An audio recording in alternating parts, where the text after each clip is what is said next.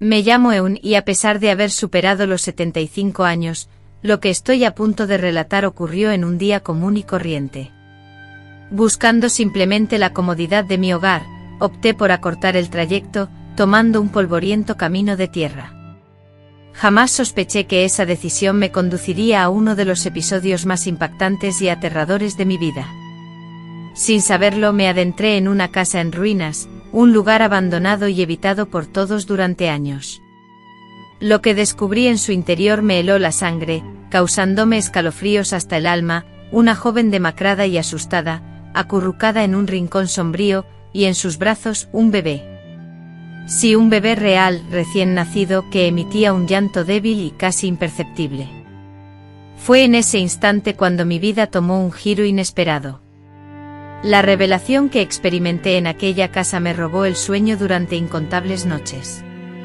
Si crees que has presenciado lo inimaginable, prepárate para comprender la verdad que se ocultaba tras el llanto del bebé y los ojos aterrorizados de la joven. Antes de seguir, por favor comenta desde qué ciudad me escuchas. Me gustaría mucho escuchar lo que piensan de mi voz. Les aseguro que leeré todos los comentarios que dejen y les responderé. Además, por favor, si les gusta, no olviden dejar su me gusta y suscribirse al canal para que más gente pueda escucharme. Siempre he creído que la vida no termina con la edad, sino que simplemente cambia. Vivo sola en una pequeña casa humilde en el barrio de Ponteca, en las afueras de Conselheiro Lafayette, desde que mi querido Antonio falleció hace casi 10 años. Aunque al principio la soledad me daba miedo, ahora me he acostumbrado a ella. Tengo mis orquídeas, la radio que pone música tradicional los domingos por la mañana, y la compañía de los vecinos, quienes aún mantienen la costumbre de visitarme para tomar un café y conversar un rato. Ese día, el cielo estaba completamente cubierto de nubes oscuras, lo que indicaba que se avecinaba una tormenta. A pesar de esto, tenía que ir a la tienda del señor C para comprar mi medicina para el corazón y también conseguir harina de maíz para el pastel que preparo todos los jueves. Antes de que comenzara a llover, me decidí a salir, cerrando tras de mí la puerta de madera de mi casa, la cual necesitaba urgentemente una mano de pintura. Aunque la tienda no quedaba muy lejos, a unos 20 minutos a pie a un ritmo pausado, adecuado a mi edad, ese día opté por un atajo que pasaba por la parte trasera de la vieja casa de los Oliveira, una construcción deshabitada desde hacía más de 10 años, tras el fallecimiento del anciano patriarca, quien no dejó herederos interesados en mantenerla. La casa de los Oliveira siempre había sido un lugar rodeado de misterio y especulaciones. Algunos susurraban que estaba embrujada, que en las noches de luna llena se escuchaban los lamentos de la esposa del patriarca, quien había muerto trágicamente. Otros, más pragmáticos, argumentaban que se había convertido en refugio de drogadictos o de prófugos de la ley.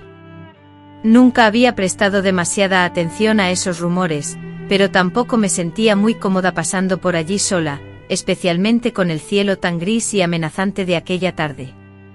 A pesar de que aún me faltaba un trecho para llegar a mi destino, las primeras gotas de lluvia comenzaron a caer, obligándome a considerar el atajo que pasaba por la antigua casa como la única opción para evitar empaparme por completo. Que Dios me proteja, murmuré, trazando la señal de la cruz en mi pecho, un gesto que mi abuela me había enseñado desde niño. Empujé la herrumbrosa puerta de hierro que cedió con un chirrido metálico, como si se quejara de mi intromisión. La entrada estaba invadida por la maleza, obligándome a apartar ramas y zarzas para poder avanzar. Fue entonces al levantar la vista hacia la mansión, con sus ventanas rotas y paredes desmoronadas, cuando algo captó mi atención y provocó un fuerte latido en mi pecho.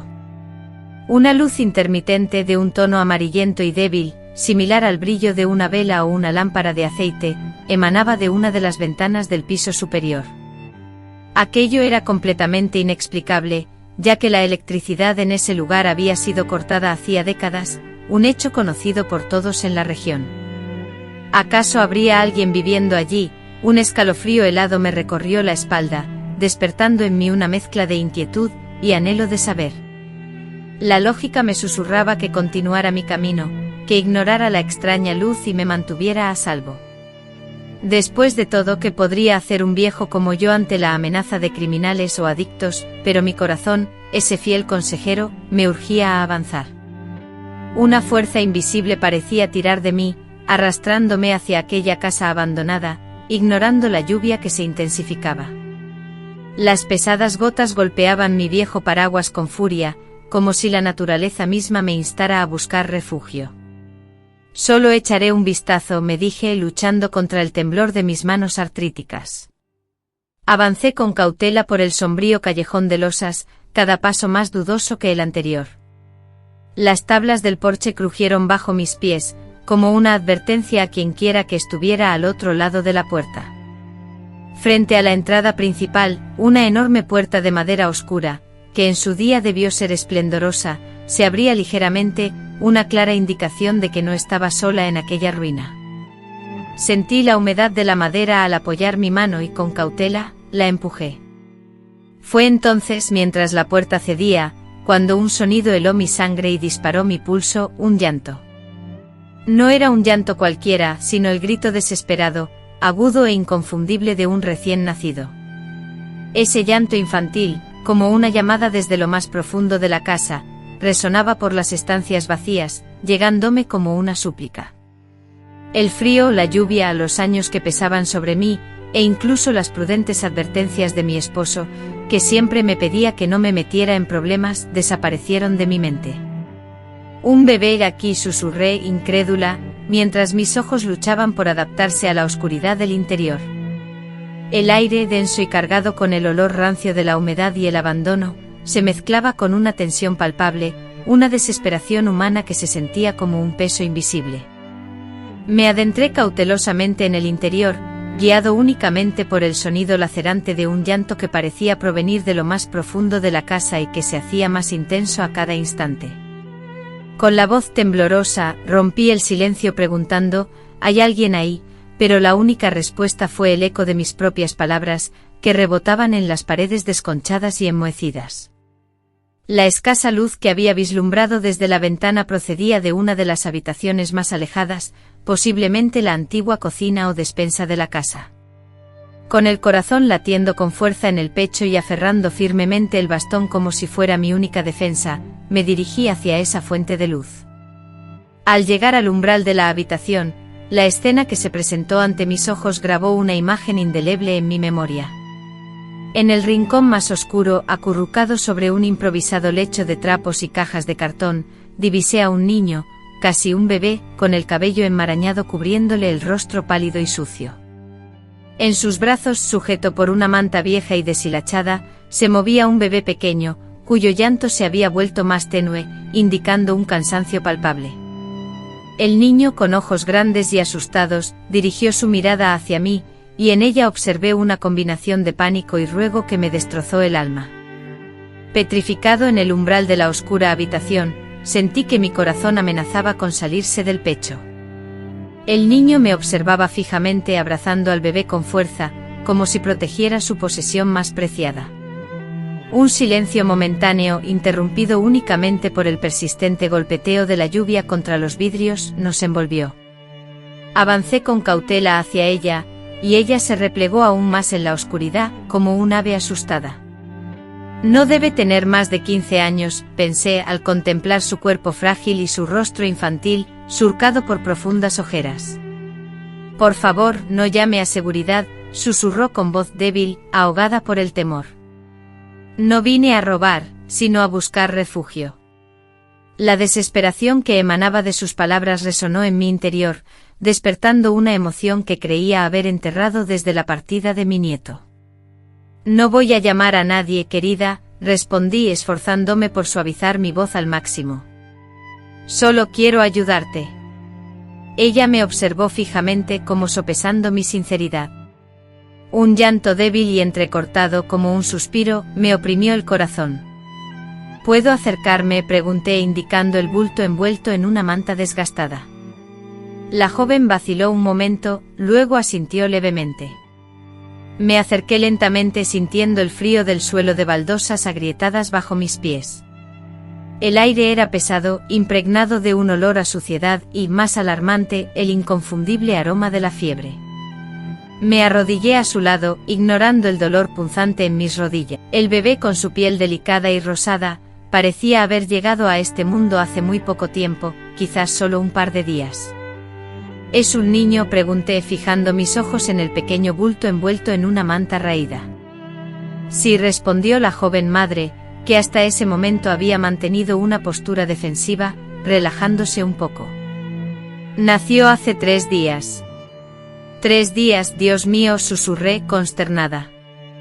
¿Y has estado aquí sola desde entonces? Ella asintió con la cabeza, y pude ver cómo sus ojos, antes llenos de cautela, se inundaban de lágrimas. Traté de ocultar mi horror. 3 días, encerrada en ese cubículo insalubre, sin asistencia médica, sin una alimentación adecuada, sin nada. Era un milagro que ambos siguieran con vida.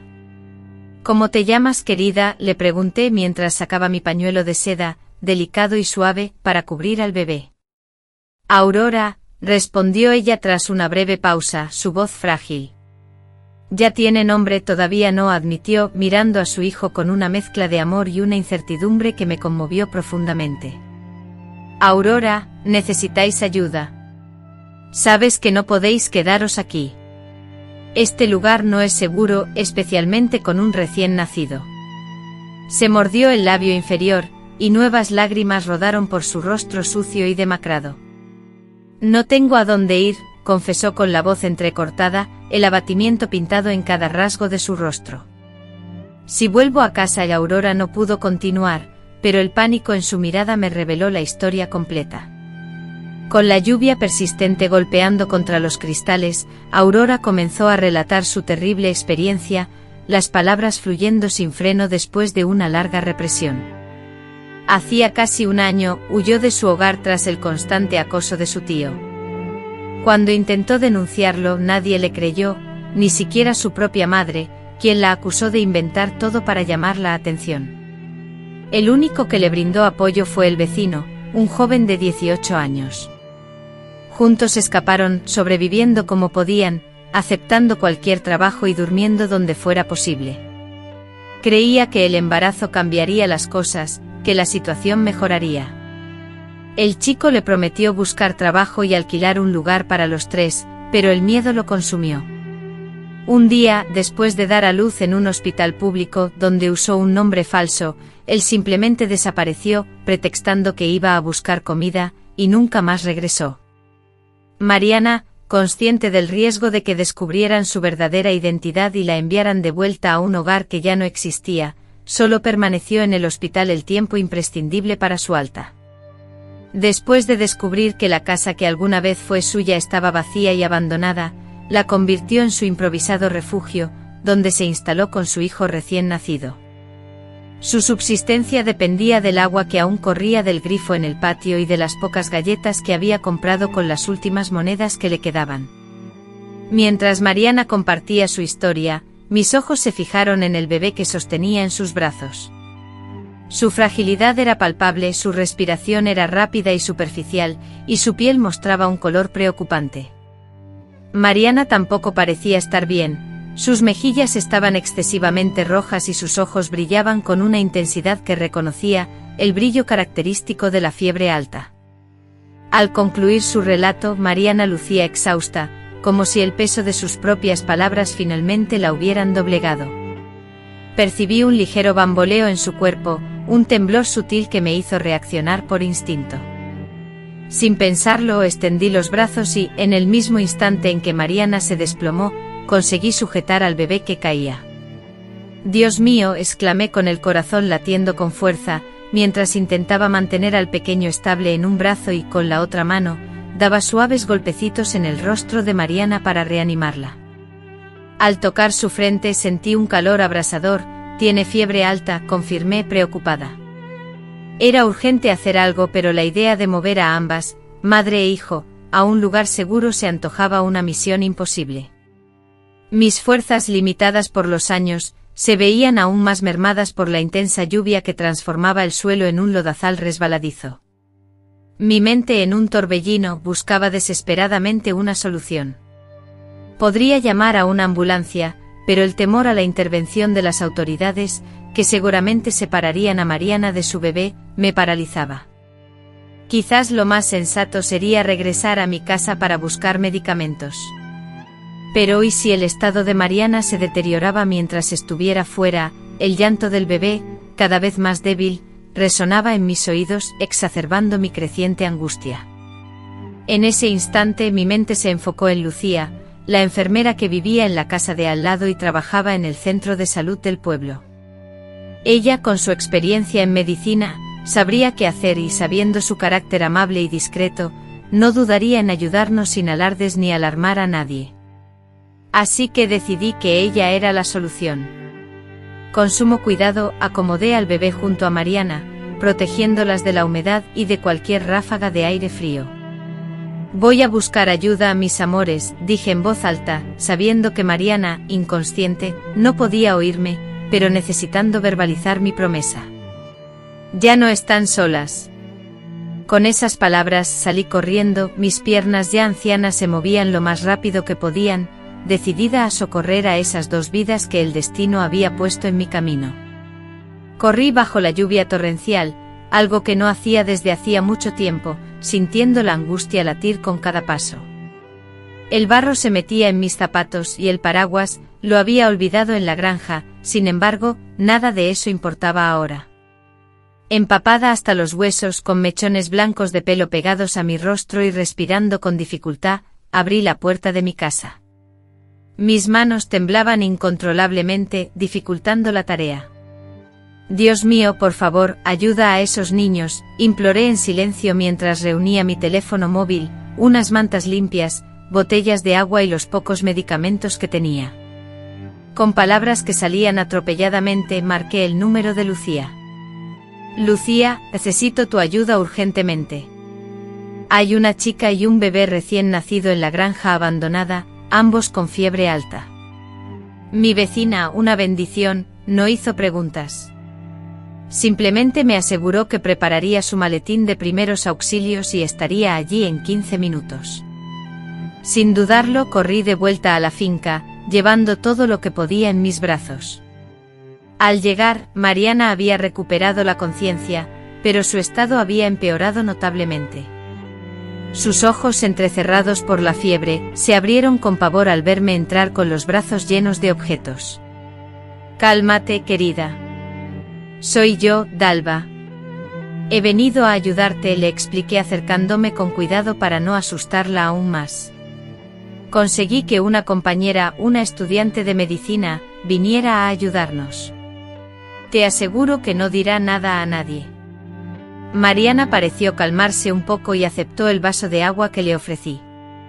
Al tocarle la frente sentí que quemaba de fiebre. Luego revisé al recién nacido y su estado era igualmente preocupante, apenas se movía, su piel estaba caliente y su respiración se hacía cada vez más débil. A los pocos minutos llegó Aurora, completamente empapada por la intensa lluvia, pero con la determinación que caracteriza a los profesionales de la salud en situaciones críticas. Sin perder tiempo en preguntas, evaluó rápidamente a ambos pacientes. Primero examinó al bebé y luego a Mariana. El diagnóstico fue rápido y preocupante. Mariana sufría una infección postparto, posiblemente causada por la falta de higiene durante el alumbramiento. El bebé, por su parte, mostraba signos de deshidratación severa y una posible infección.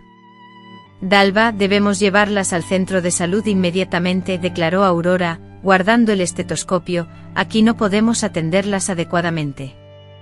Mariana, silenciosa observadora de la situación, me aferró el brazo con una fuerza inesperada, considerando su fragilidad. «No puedo ir al centro de salud. Me devolverán al albergue. Me separarán de mi hijo», suplicó con evidente pánico en su voz.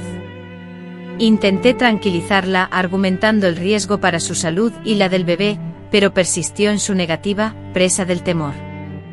Fue entonces cuando Aurora ideó un plan: si decimos que eres la sobrina nieta de Dalva, que ha venido a visitarla y el bebé nació prematuro, no tendremos que notificar a las autoridades de inmediato y recibirás la atención médica que necesitas. Mariana me observó, una mezcla de esperanza e incertidumbre reflejada en sus ojos febriles. «¿Harías eso por mí?», preguntó con voz apenas audible. Haría mucho más que eso, mi querida, respondí con firmeza sin vacilar. La sala de espera, llena como de costumbre, se veía más bulliciosa de lo normal. Sin embargo, la gravedad evidente del estado de Mariana y del bebé, ambos con signos de sufrimiento, hizo que nos atendieran con rapidez. La doctora de guardia, una joven con ojeras pronunciadas que denotaban cansancio, examinó detenidamente a ambas pacientes. Tras una auscultación minuciosa y con el ceño fruncido, la doctora diagnosticó una infección puerperal en Mariana. A continuación examinó al bebé y, con voz preocupada, anunció que presentaba una deshidratación severa, con posible sepsis neonatal. Debemos ingresarlas de inmediato, pero tenemos un problema, dijo la doctora, observándonos fijamente. Sin documentos, sin tarjeta sanitaria, ¿cómo vamos a registrarlas? Su voz, claramente teñida de desconfianza ante nuestra historia, hizo que mi corazón se encogiera.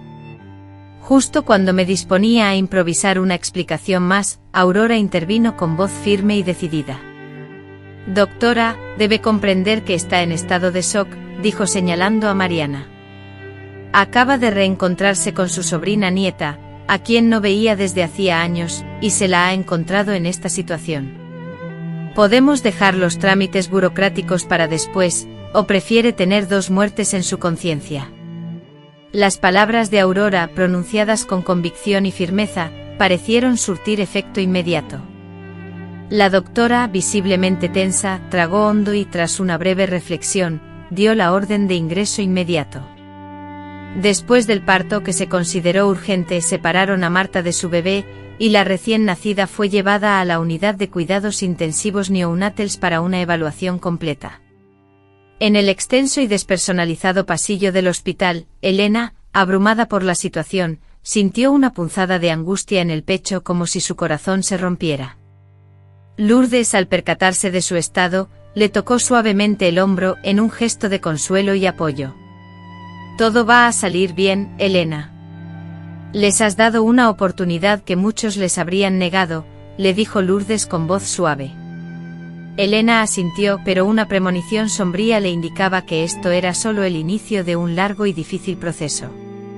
En la sala de espera, iluminada por la fría luz de las lámparas fluorescentes, Lourdes rompió el silencio. ¿Qué vas a hacer cuando estén bien? ¿A dónde irán?, preguntó. Elena, sumida en sus pensamientos, confesó que no se había atrevido a considerar el futuro a largo plazo. Había actuado impulsada por una fuerza misteriosa, atraída hacia aquella casa abandonada en una tarde lluviosa. Sus ojos se posaron en sus manos, marcadas por el trabajo, y visualizó el vacío de su hogar, la soledad que la acompañaba desde que se había quedado sola en el mundo. Finalmente dirigió su mirada hacia el pasillo, donde Marta y su hija habían desaparecido, dejando tras de sí un silencio expectante. 2 seres vulnerables, cuyas existencias el azar había entrelazado de manera inesperada.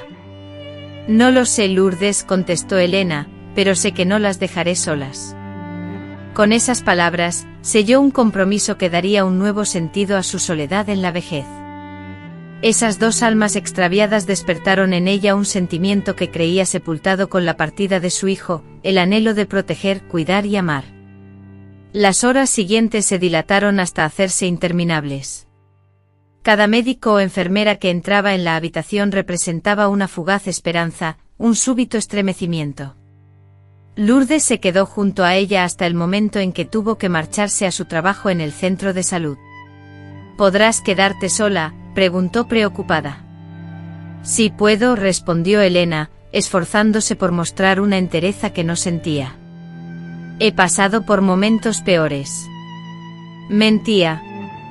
Pocas cosas le causaban tanto temor como la idea de perder a esas 2 criaturas que en tan pocas horas se habían vuelto tan importantes para ella. La noticia llegó avanzada la noche. Hemos logrado estabilizar a su nieta, señora Elena, comunicó el médico. A pesar de la gravedad de la infección, ya hemos comenzado un tratamiento con antibióticos fuertes. La situación del bebé es delicada, se encuentra en la unidad de cuidados intensivos neonatal y las próximas 48 horas serán decisivas. Elena asintió, intentando comprender la información. ¿Puedo ver a mi nieta?, preguntó, sintiendo la palabra nieta extraña en sus labios. El médico vaciló un instante. Solo unos minutos, necesita descansar. Siguiendo a una enfermera, Elena caminó por los pasillos fríos hasta la habitación de Marta. La joven parecía aún más pequeña y vulnerable en la cama, rodeada de tubos y cables. Al verla, sus ojos se llenaron de lágrimas. «Mi bebé», susurró. «La están cuidando, querida», respondió Elena, sosteniendo su mano con suavidad. «Los mejores médicos están con ella». Marta le apretó la mano con una fuerza inesperada. «¿Por qué está haciendo todo esto por nosotros?», preguntó. «Ni siquiera me conoce». Elena contempló ese rostro joven marcado por el sufrimiento prematuro y la verdad afloró de forma espontánea. Posiblemente esta fuera una señal divina, una segunda oportunidad para ser madre. La noche se extendió entre la habitación donde Marta se había alojado y la entrada a la unidad de cuidados intensivos neonatals, donde Elena solo podía observar a su hija, Julia, a través del cristal. La recién nacida, diminuta y delicada, se hallaba dentro de una incubadora, casi indistinguible entre los aparatos médicos. Durante esa larga noche de espera y preocupación, Elena comenzó a reflexionar sobre los desafíos prácticos que se avecinaban. ¿Cómo podríamos enfrentar esta situación sin los documentos necesarios? ¿Cómo lograrían dar de alta a Julia del hospital? ¿Cómo podríamos inscribir a la bebé en el registro civil? ¿Y si alguien descubría nuestra mentira y se exponía todo? Lo más crucial, ¿cómo las protegeríamos del peligroso padrastro si las buscaba? Necesitábamos un plan. Mientras contemplaba el amanecer desde la ventana del pasillo a la mañana siguiente, decidí que debía actuar. Tida llegó con ropa limpia para mí y un café fuerte, que acepté agradecida. ¿Estás segura de que quieres meterte en todo este lío, Mara?, me preguntó en voz baja, después de que le conté todas mis preocupaciones. Sabía que esta decisión podría acarrear graves consecuencias, incluso problemas legales. Lo entendía perfectamente y la responsabilidad de lo que estaba a punto de hacer se cernía sobre mí. Sin embargo, no podía dejarlas solas. Esa niña, Julia, había sufrido demasiado, cosas que ningún niño debería soportar, y el bebé era un milagro de supervivencia. Tida me observó fijamente con el ceño fruncido, durante un largo silencio. Finalmente asintió lentamente. «Entonces necesitaremos ayuda», dijo, rompiendo el silencio. «Conozco a alguien que trabaja en el consejo tutelar, una persona de confianza. Podría guiarnos sin poner en peligro a Julia». Un nudo se formó en mi estómago al instante. ¿Y si esa persona decidía separarlas o enviara a Julia de vuelta a su hogar? Tida pareció intuir mis miedos. «Mira, Mara, tarde o temprano tendremos que legalizar su situación. No podemos vivir huyendo para siempre». Aunque a regañadientes asentí. Tenía razón, por supuesto, pero en ese momento, lo único que me importaba era protegerlas y asegurar su bienestar. Los días siguientes se convirtieron en una montaña rusa de sentimientos, desde la esperanza hasta el temor. La salud de Julia afortunadamente experimentó una rápida mejoría, como suele ocurrir en personas jóvenes. Sin embargo, el bebé, con tan solo unos días de vida, continuaba ingresado en la unidad de cuidados intensivos, librando una valerosa batalla por sobrevivir. Con cada día que transcurría, el vínculo emocional que sentía por ambas, Julia y su pequeño, se fortalecía. Julia, confiando en mí, comenzó a abrirse, compartiendo detalles de su vida antes de su huida. Su madre, una mujer de carácter débil y sumiso que prefirió creer las mentiras de su marido antes que la verdad de su propia hija, su padrastro, un hombre aparentemente respetable en la comunidad, dueño de un taller mecánico, quien la abusaba sexualmente cuando su madre se ausentaba por motivos laborales. La escuela, el único lugar donde encontró algo de apoyo, tanto en su novio como en una profesora que, aunque sospechaba la situación, nunca intervino directamente. Cada historia que me contaba, cada recuerdo doloroso, reforzaba mi compromiso de protegerla. Al cuarto día, la peor de nuestras pesadillas se materializó. Una asistente social se presentó en el hospital con la intención de hablar sobre el caso de la joven madre indocumentada. La mujer, una señora de unos 50 años, con el rostro surcado por el cansancio pero adornado por una amable sonrisa, se acomodó en la silla junto a la cama.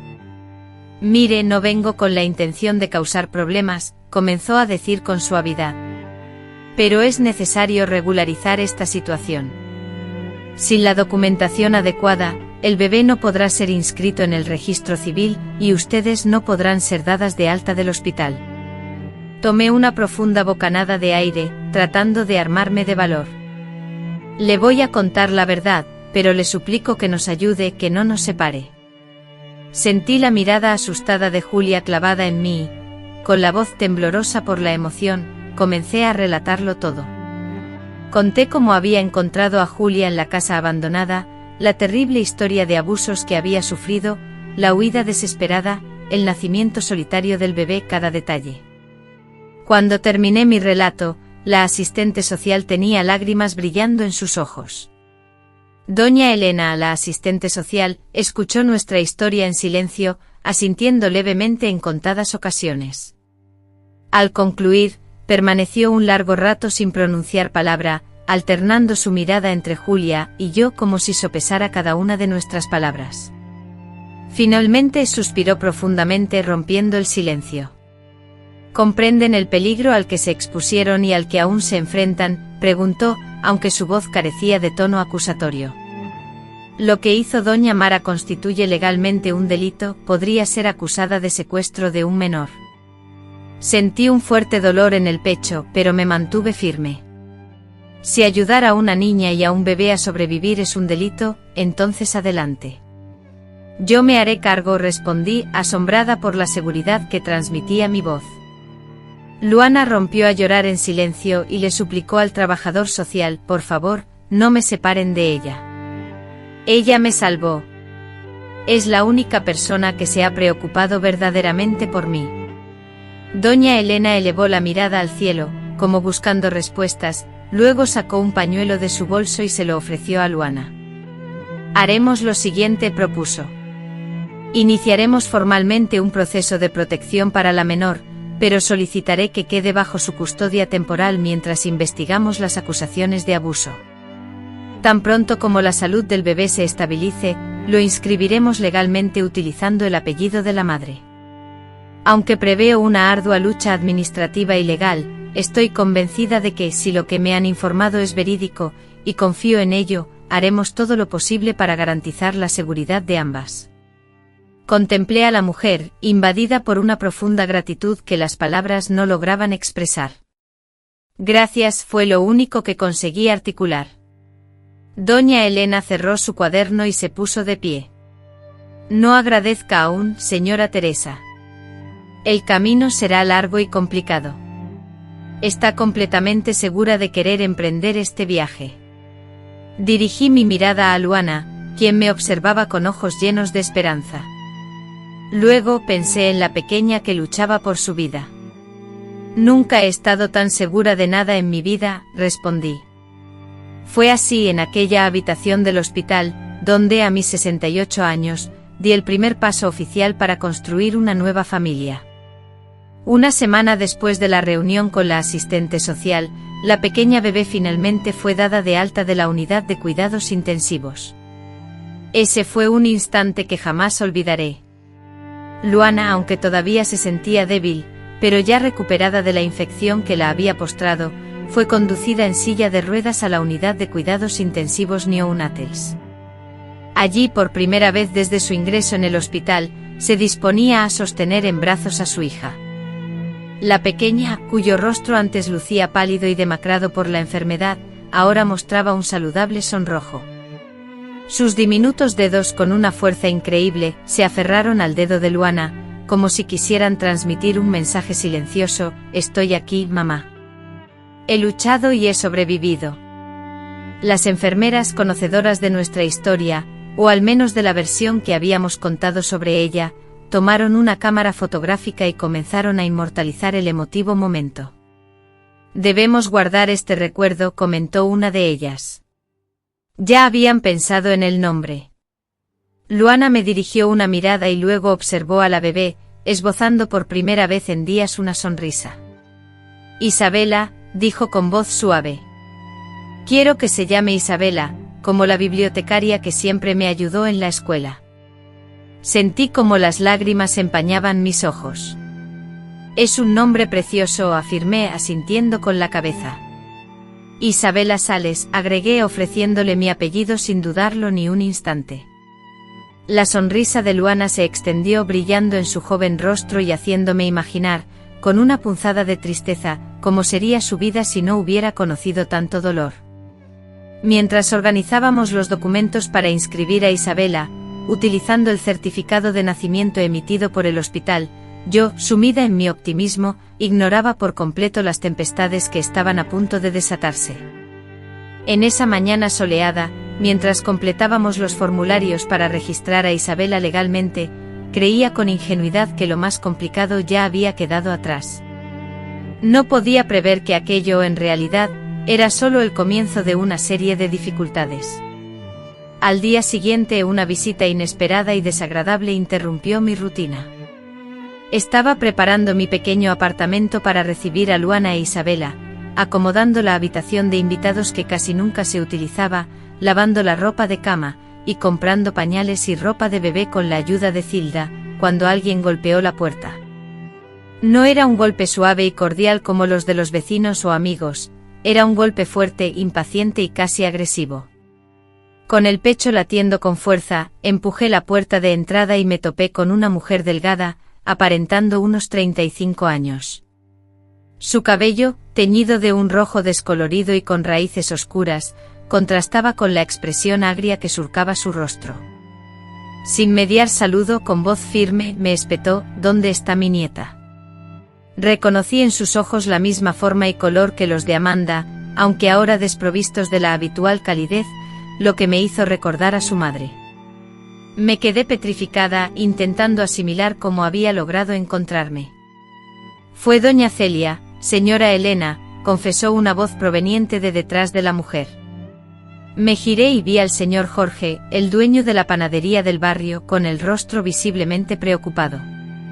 Vino por aquí preguntando por una joven embarazada, mostrando una fotografía e insistiendo en que la conocía.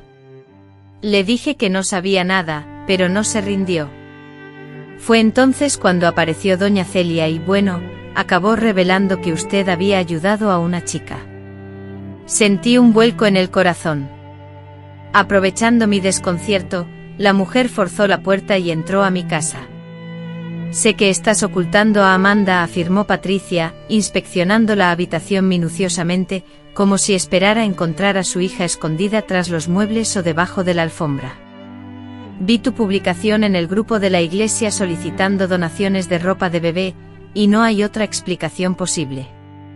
Solo puede ser para ella. Recordé entonces con un escalofrío que efectivamente había publicado una solicitud en el grupo de mensajes vecinal, sin haber pensado en las posibles consecuencias. Intenté mantener la calma, invitando a Patricia a sentarse y ofreciéndole té, propuesta que ella rechazó con desdén.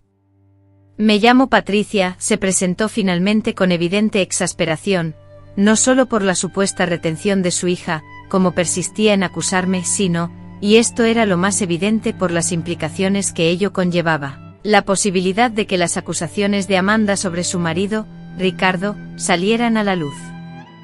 No tienes ni idea del daño que esa niña ha causado a nuestra familia, espetó Patricia, caminando nerviosamente de un lado a otro en mi humilde sala. Ha inventado mentiras terribles sobre Ricardo. Después de casi destruir nuestro matrimonio, ahora se marcha de casa, embarazada y sin saber de quién, para seguir divulgando esas absurdas calumnias. Con cada palabra, la ira me recorría, pero me forcé a mantener la compostura. ¿De verdad crees que tu hija de 15 años inventaría algo tan serio?, pregunté, esforzándome por sonar lo más imparcial posible. Patricia se detuvo y me clavó la mirada. No conoces a Amanda como yo. Siempre ha sido problemática, envidiosa, manipuladora. Desde que me casé con Ricardo, ha hecho lo imposible por separarnos, hasta que se inventó esta ridícula historia. La discusión podría haber durado horas con ese tono, pero el timbre de mi teléfono interrumpió. Era del hospital, llamando con urgencia porque «Te voy a arruinar la vida, metida», amenazó la voz, aunque ahora su timbre ya no emanaba la misma certeza. «¿Lo vas a intentar?», pregunté cerrando la puerta con llave tras de mí y echando a andar por la calle. Mientras me dirigía a la parada del autobús, sentía mi corazón golpear con fuerza en el pecho, en un ritmo acelerado que anticipaba el conflicto que, a decir verdad, no estaba segura de estar lista para enfrentar. Pero al pensar en Sofía y en el pequeño Miguel, me convencí de que no podía retroceder. Ellos dependían de mí, y no los iba a defraudar. Al llegar al hospital encontré a Sofía sumida en una profunda angustia, y al verme, las lágrimas comenzaron a rodar por sus mejillas. «Mi padre ha llamado aquí, señora Elena», sollozó, «y ha hablado con una enfermera. Ha dicho que viene a buscarme, que me va a llevar de vuelta». Traté de tranquilizarla explicándole que nadie podía obligarla a hacer nada que no quisiera, especialmente ahora que habíamos iniciado los trámites para obtener protección legal. Pero Sofía, completamente aterrorizada y superando cualquier lógica, repetía constantemente «me hará daño», mientras su cuerpo temblaba incontrolablemente.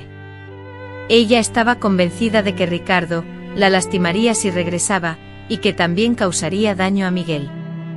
En ese momento, la puerta de la habitación donde se encontraba Sofía se abrió y entraron la doctora Beatriz, la asistente social, junto a un hombre que se identificó como detective de la delegación especializada en la protección de la mujer. Con voz serena pero decidida, la doctora le dijo a Sofía: «Necesitamos que nos cuentes todo, desde el principio. Tu padre está afuera insistiendo en que te den el alta. Necesitamos tu testimonio para evitarlo». Pude ver el pánico reflejado en los ojos de la niña, el temblor incesante de sus manos, pero también noté algo más, una determinación palpable. Por primera vez desde que la conocía, Sofía parecía lista para pelear. Entonces le pregunté al detective: «¿Puedo quedarme con ella durante la declaración?». Él asintió respondiendo: «Usted es su tutora provisional, tiene ese derecho». Tomé la mano de Sofía entre las mías, intentando transmitirle mi apoyo y mi fuerza. «Dilo todo, amor mío, lo que te atormenta. Cada pequeño detalle por ti y por Miguel». Y así lo hizo. Durante casi 2 horas, Sofía relató minuciosamente los años de sufrimiento, los tocamientos indebidos que comenzaron cuando apenas tenía 10 años, las constantes amenazas, el silencio culpable de su padre, los intentos desesperados y fallidos de buscar ayuda. Con cada palabra que salía de su boca, sentía que mi corazón se partía en 1000 pedazos, mientras crecía en mí una furia incontrolable contra aquellos que debían haberla protegido y, en cambio, se convirtieron en sus crueles torturadores. Al finalizar su relato, Sofía lucía exhausta, pero a la vez liberada, como si se hubiera desprendido de una carga inmensa. El detective cerró su libreta con el rostro serio y concentrado. «Solicitaré de inmediato una orden de protección», anunció. «Ni su padre ni su marido podrán acercarse a usted ni al bebé. También iniciaré una investigación formal contra Ricardo Albuquerque por agresión. En cuanto a su padre, podría ser acusado de negligencia y complicidad». Sofía asintió lentamente, su cabeza se movió imperceptiblemente mientras lágrimas silenciosas, como gotas de rocío, surcaban sus mejillas. Un hilo de voz, apenas audible, escapó de sus labios: «Gracias». Fue todo lo que logró articular. Después de que se fueron, nos quedamos solas en la habitación, sumidas en un silencio tenso. En la cuna, ubicada al lado de la cama, Miguel dormía plácidamente, completamente inconsciente de la tempestad emocional que rugía a su alrededor. «¿Lo has visto?», le pregunté, esforzándome por transmitir una seguridad que no sentía. «Ahora se hará justicia». Sofía no respondió de inmediato.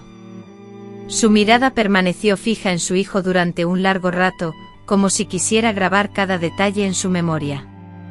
Finalmente se giró hacia mí, y en su rostro se reflejaba una mezcla de vulnerabilidad y una sabiduría que parecía impropia para su edad.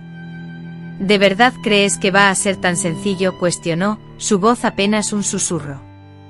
¿Que van a creerme a mí en lugar de creerle a él, un hombre respetado, un empresario, contra una adolescente que huyó de su casa y tuvo un hijo? Tragué saliva, incapaz de mentirle. La verdad me oprimía. No será fácil. Será la batalla más difícil de nuestras vidas. Pero lucharemos juntas con todas nuestras fuerzas.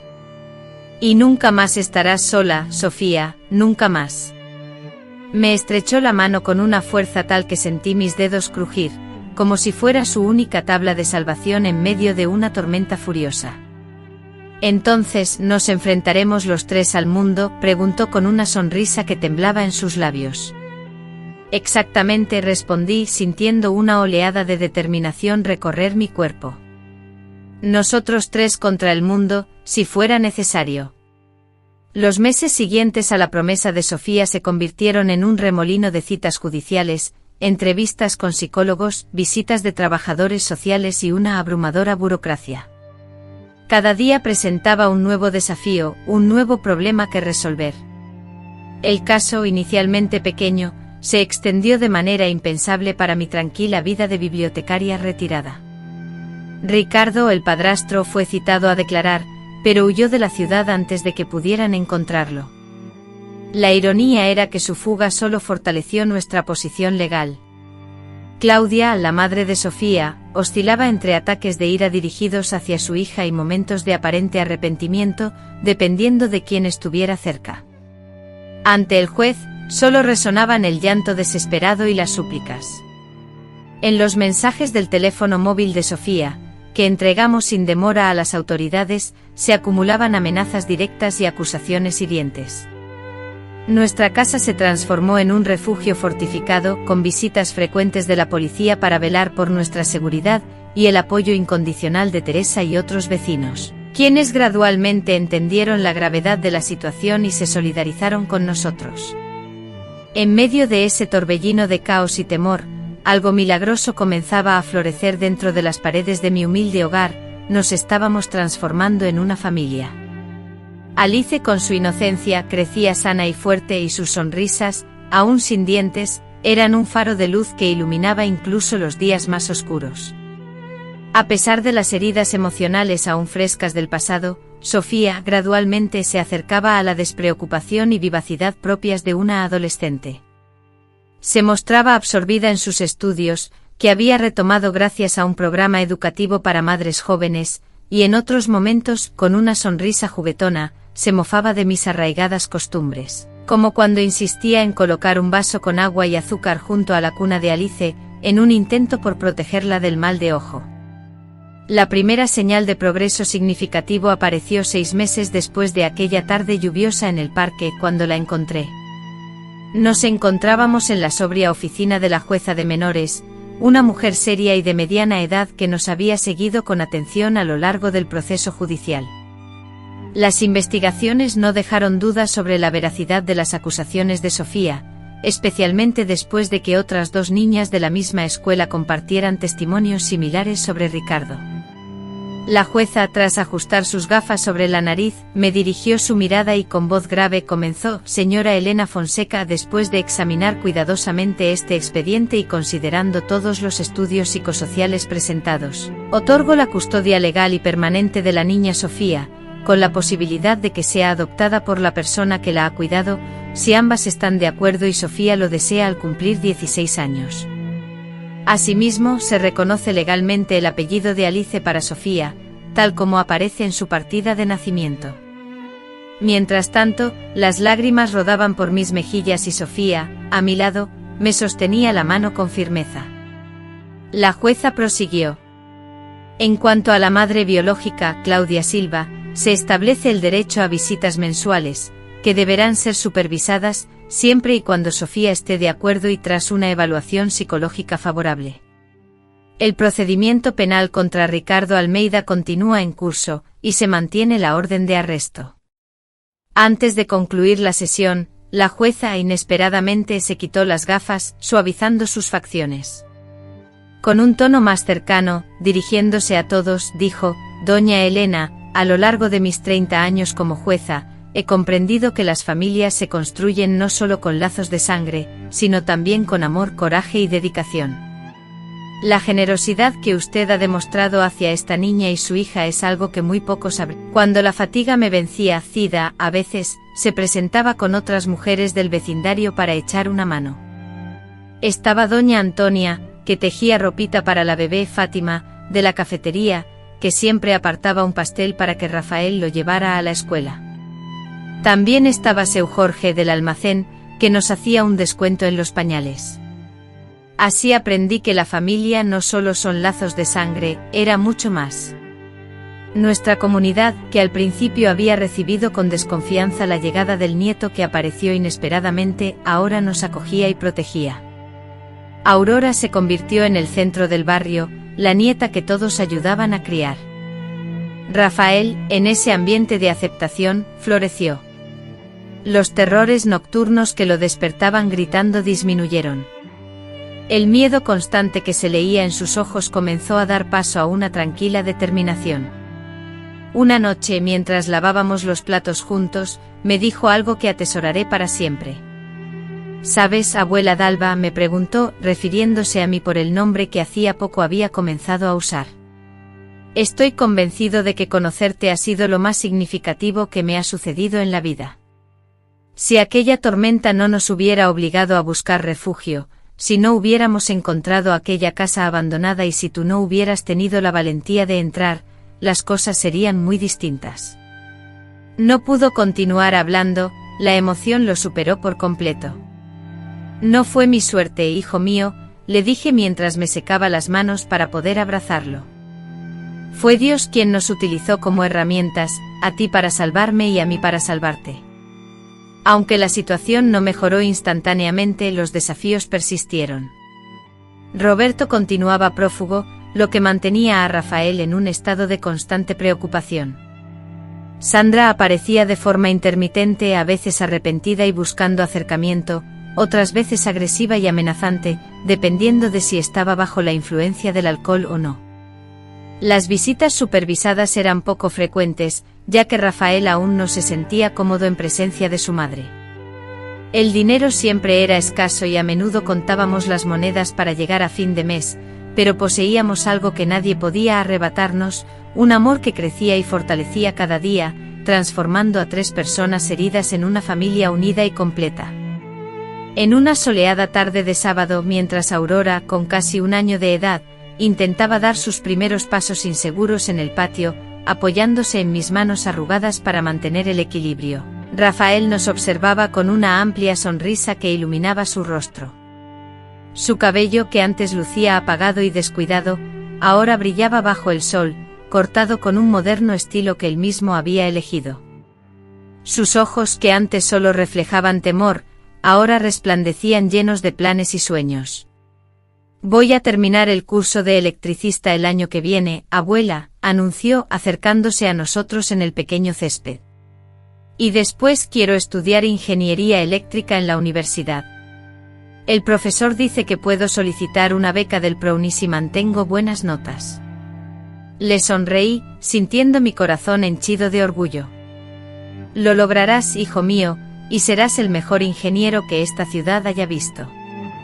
Aurora, como si comprendiera la conversación, soltó una carcajada alegre y, tras dar 2 pasos sola, cayó sentada en la hierba, aplaudiéndose a sí misma por su pequeño logro.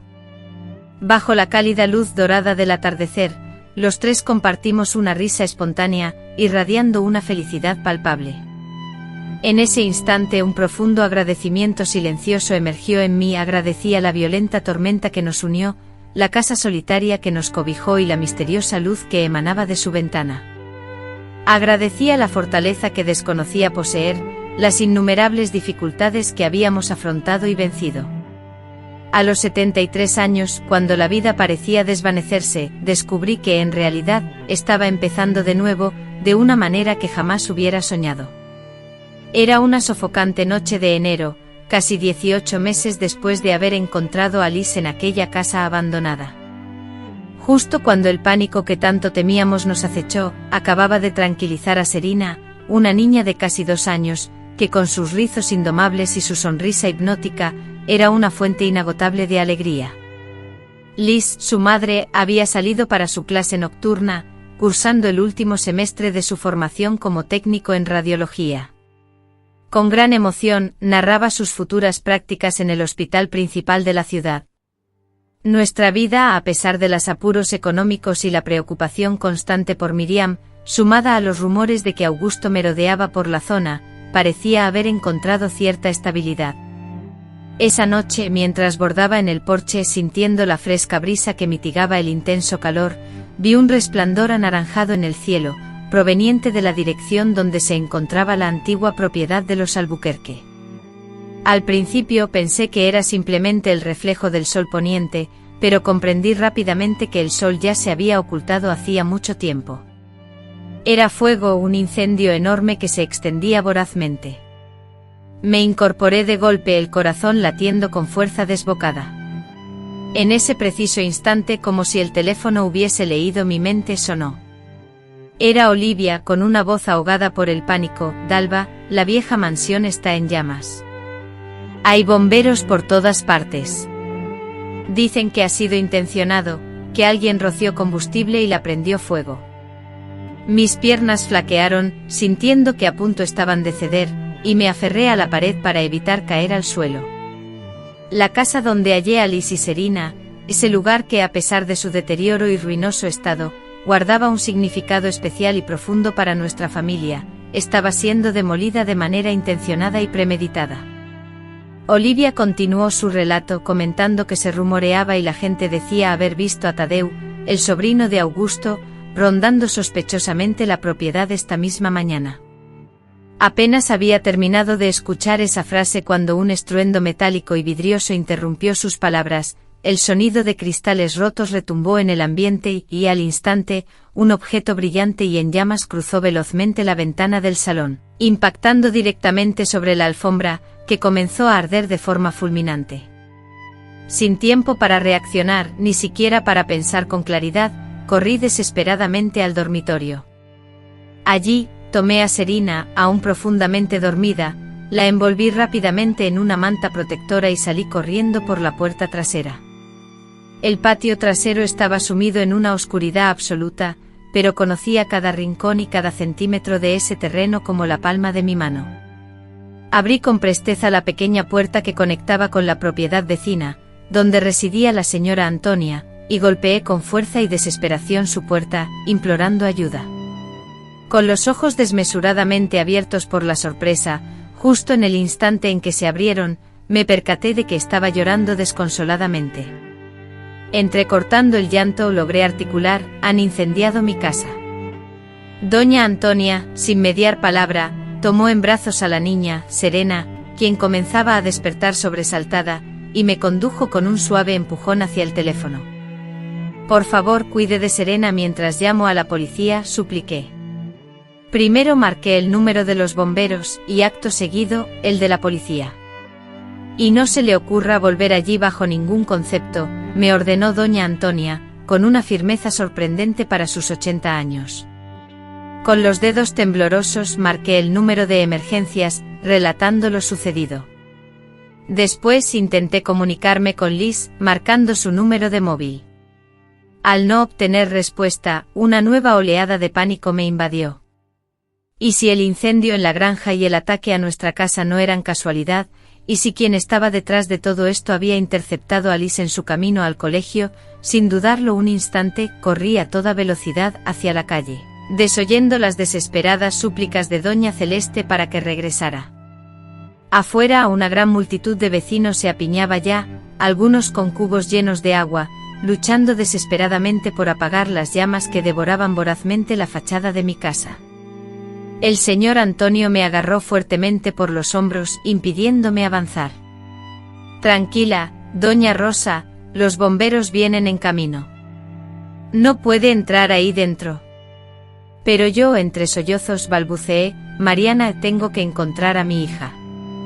La terrible noticia del incendio en la finca y del ataque a nuestra casa se había propagado rápidamente por el vecindario.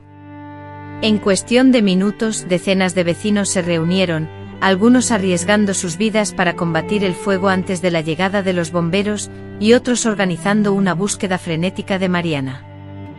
Cuando los bomberos finalmente arribaron, el fuego ya había consumido gran parte de la sala y la cocina, pero afortunadamente lograron evitar que se extendiera a las habitaciones. «Señora Rosa Alencar», preguntó consultando una pequeña libreta de apuntes. «Encontramos esto cerca de su casa». Acto seguido me extendió un pedazo de papel parcialmente quemado. Era una nota escrita con letras irregulares y temblorosas. Decía: «Esto es solo el principio. En el próximo ataque las cogeremos a las 3 juntas». Un escalofrío me recorrió la espalda. «Ha sido Valdemar», afirmé con total seguridad. «O alguien enviado por él». La policía tomó nota de la información y prometió investigar, aunque pude notar en sus rostros una falta de esperanza. Mientras aún me interrogaban, escuché un grito conocido. «Abuela, abuela Rosa», era Mariana, corriendo desesperada por la calle, con el rostro desfigurado por el pánico. Al verme se arrojó a mis brazos, temblando de pies a cabeza. «Me enteré del incendio en la finca cuando salía del colegio», explicó entre sollozos. «Luego, cuando llegué a nuestra calle y vi el camión de bomberos, pensé, no pude, las lágrimas le impedían continuar». La abracé con fuerza, sintiendo mis propios músculos temblar mientras le susurraba al oído: «Todo está bien, mi niña, todo está bien. Sofía y yo estamos a salvo. La casa sí se puede reconstruir», y era cierto, pero ambas sabíamos que ese ataque contenía un mensaje claro y amenazante. Ya no podíamos sentirnos seguras en ese lugar. A la mañana siguiente, aún en estado de shock, Mariana y yo nos enfrentábamos a la devastación de nuestra casa. El salón era un esqueleto carbonizado, la cocina parcialmente destruida. El humo, un velo negro y pegajoso, había contaminado casi todo, impregnando la ropa, los muebles y las paredes con un olor acre. Los bomberos, con la mirada seria, confirmaron lo que ya temíamos: el incendio había sido provocado, probablemente con una botella llena de gasolina, un cóctel molotov, el arma de los cobardes.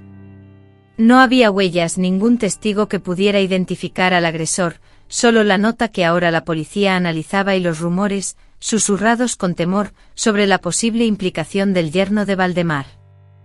El comisario, con una expresión sombría, nos visitó y fue directo: «Señoras, no quiero alarmarlas, pero este fue un ataque deliberado, una advertencia clara.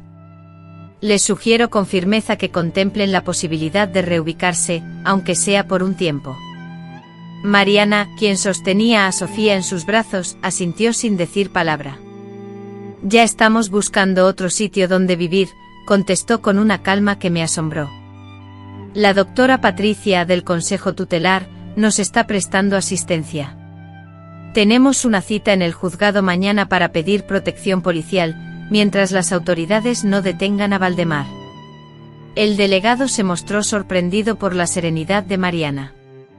Mientras ellos discutían sobre las medidas de seguridad, yo me aparté un poco para observar el jardín, donde hasta ayer gozábamos de una vida tranquila y feliz. Las rosas que yo había plantado estaban quemadas por el sol abrasador. El columpio que habíamos improvisado para Sofía estaba cubierto de hollín. Las lágrimas resbalaban silenciosamente por mis mejillas, no por las cosas materiales que perdimos, sino por la sensación de haber sido violentados, por la profanación de nuestro pequeño hogar. Sentí una manita que se aferraba a la mía.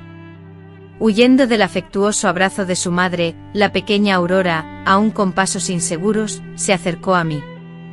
«No llores, abuela», pronunció con su voz dulce e infantil. Me arrodillé sintiendo una profunda admiración por la tenacidad que emanaba de su diminuto cuerpo, y la abracé con fuerza. Al alzar la mirada, divisé a Celeste observándonos, su rostro reflejaba una determinación inquebrantable. Se aproximó, posó su mano en mi hombro y susurró: «Solo es una casa, Bisa. Nuestra familia es más importante que eso». No nos vencerán. Secando mis lágrimas, encontré consuelo en la fortaleza de ambas. 3 días después, gracias a la ayuda de nuestros vecinos y las autoridades, nos trasladamos a un apartamento humilde en otra parte de la ciudad, lejos del vecindario donde todo había empezado. Era un nuevo comienzo impuesto por las circunstancias, pero como había afirmado Celeste, nuestra familia era más sólida que muros y tejados. Éramos más fuertes que el odio y el miedo, y lo más importante, permanecíamos unidas. Hace 5 años, en una tarde gélida, me adentré en una choza abandonada, y allí encontré a 2 personas que transformaron mi vida por completo. Ahora, residimos en una modesta casa alquilada en un barrio apacible, ubicado en la otra punta de la ciudad, lejos de las penumbras del pasado, pero siempre recordamos las enseñanzas que nos dejó. Celeste, que ahora tiene 20 años, está a punto de graduarse como auxiliar veterinaria, y lo hace con una calificación sobresaliente. Sus profesores aseguran que nunca han presenciado tanta dedicación y afecto por los animales.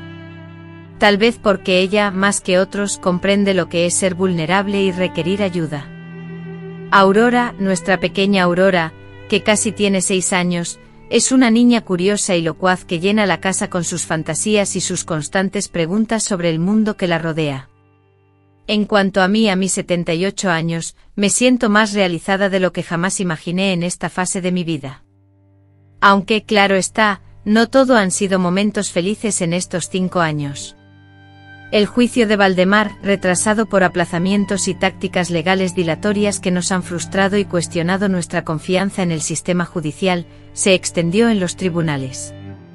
Tras una larga búsqueda, fue localizado en una ciudad remota, donde se ocultaba bajo una identidad falsa, aunque su proceso legal sigue en curso. Renata, la madre de Celeste, completó un programa de rehabilitación por su adicción y gradualmente intenta reconstruir su relación con su hija, con encuentros supervisados en lugares públicos, donde Celeste con firmeza establece los límites necesarios para sentirse protegida.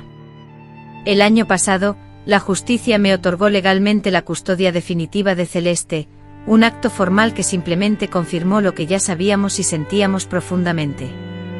Somos una familia unida, no por lazos sanguíneos, sino por la elección de amarnos y cuidarnos mutuamente.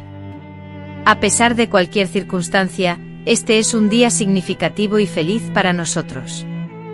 Celeste, con la vitalidad propia de la juventud, acababa de regresar de la universidad y dejó su mochila sobre el sillón. «Abuela, lo he conseguido», exclamó con los ojos radiantes de felicidad, extendiéndome un sobre. Con manos temblorosas, lo abrí y descubrí una carta de admisión a la Universidad Federal, donde le concedían una beca completa para estudiar veterinaria.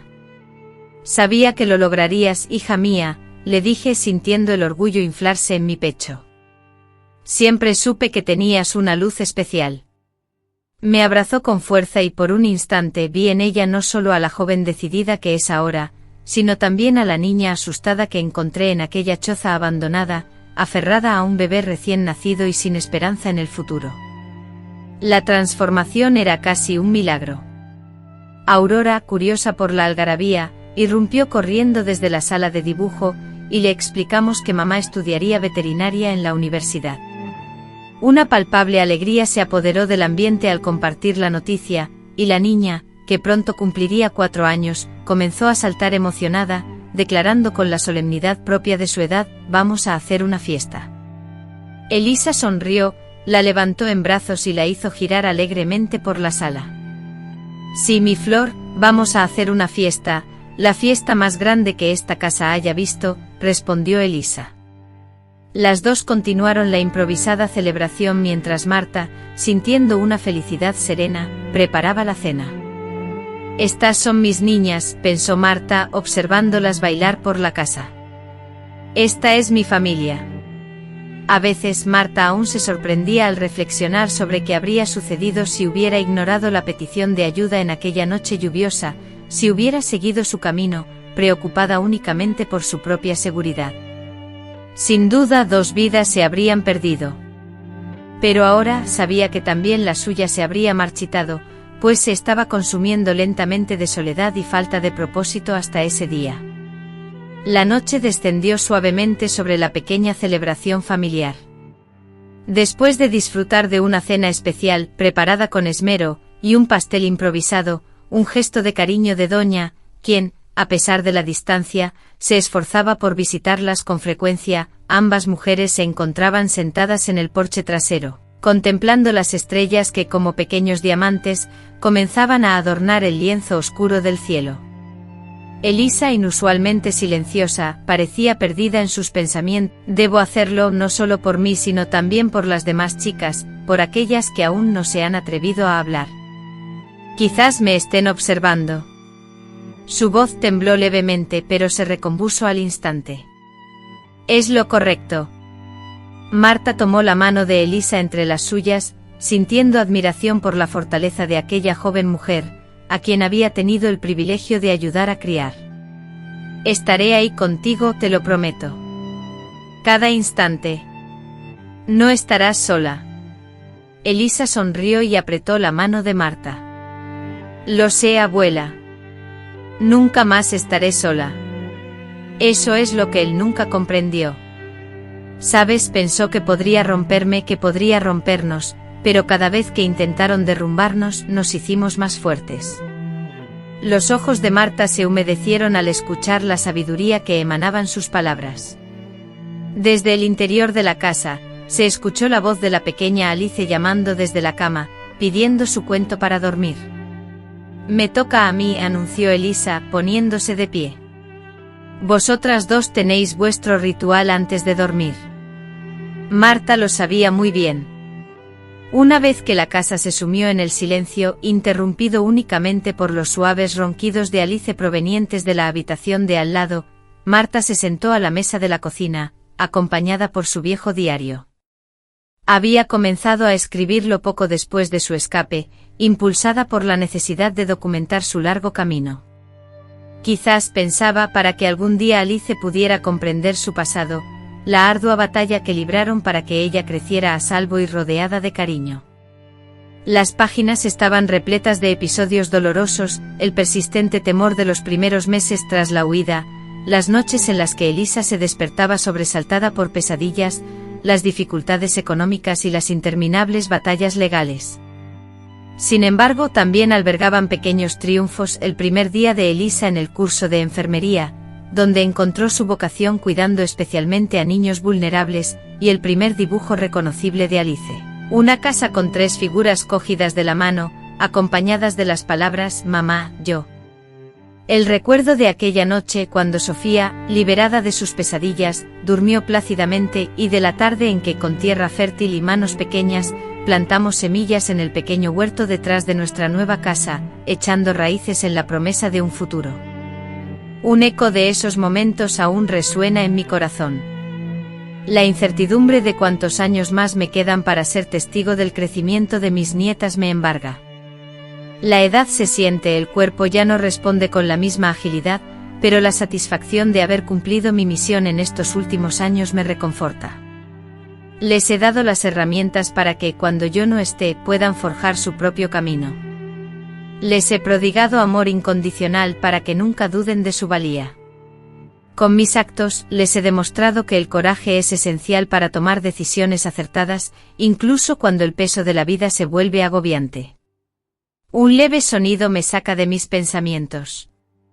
Levanto la vista y veo a Sofía, de pie en el umbral, con una sonrisa que ilumina su rostro. ¿Qué escribes, abuela?, pregunta con curiosidad. Escribo sobre nosotras, respondo con el corazón lleno de amor y gratitud. Respondo recordando la importancia de nuestras raíces y el largo camino que hemos transitado juntas. Siento su cercanía, y su mano se posa suavemente en mi hombro, y durante un instante nos sumimos en un silencio compartido, absortas en profundas reflexiones. «Sabes, abuela», comienza a decir.